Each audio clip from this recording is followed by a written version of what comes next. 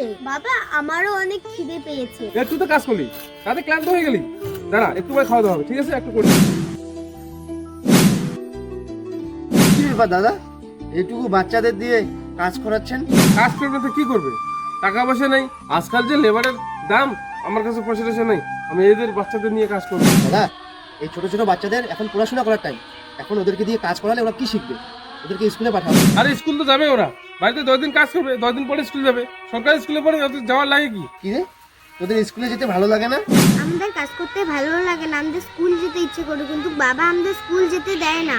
ঠিক আছে, তুই চিন্তা করিস না, তোদেরকে স্কুলে যাওয়ার ব্যবস্থা আমি করে দিব।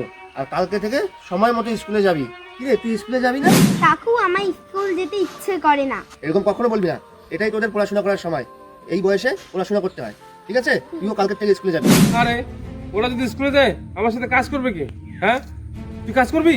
আরে দাদা, আপনি কোন যুগে বাস করেন? আজকে বলে গেলাম, কালকে যেন বাচ্চারা সঠিক সময় স্কুলে যায়। আরে মা, ঠিক আছে, কালকে থেকে তোরা স্কুলে যাস, আমি কোনো একটা লেবার নিয়ে আমি কাজ করবো, ঠিক আছে? ঠিক আছে বাবা, কালকে আমি স্কুলে যাব।